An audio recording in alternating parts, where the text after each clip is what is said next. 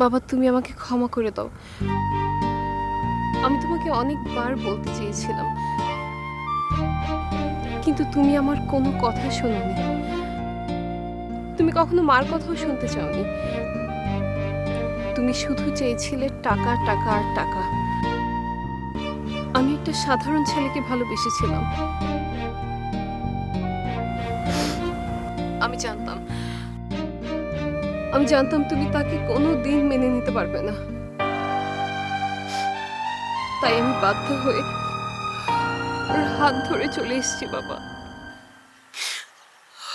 আমার গাড়ি, বাড়ি, বিদেশ এগুলো কিচ্ছু ভালো লাগে না বাবা।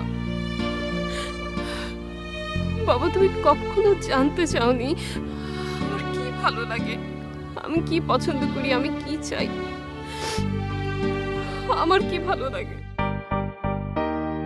তুমি আমাকে ক্ষমা করে দিও বাবা। সরি।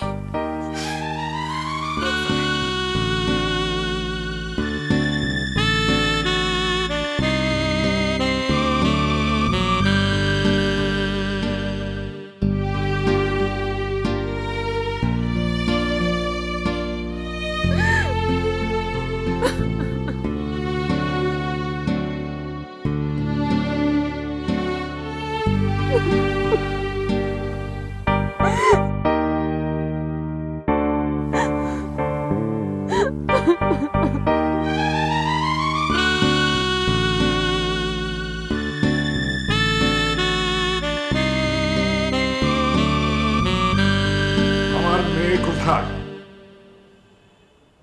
সে কিভাবে গেল? কোথায় আমার মেয়ে? স্যার, সেদিন ম্যাম এসে বলল যে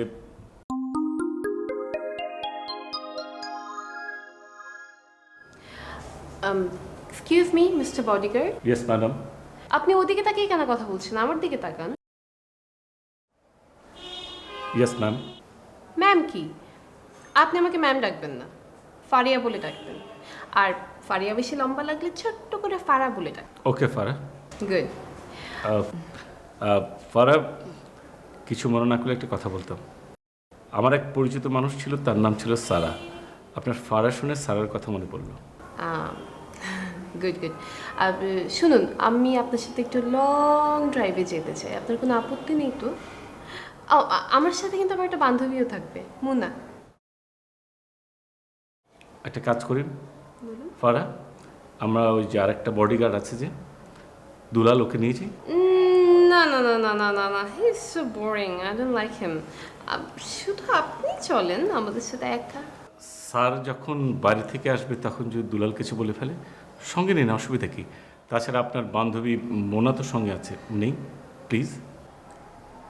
আচ্ছা, আপনি যেহেতু এত করে বলছেন, চলেন। Thank you Farah. Bye. Oh, you're so sweet.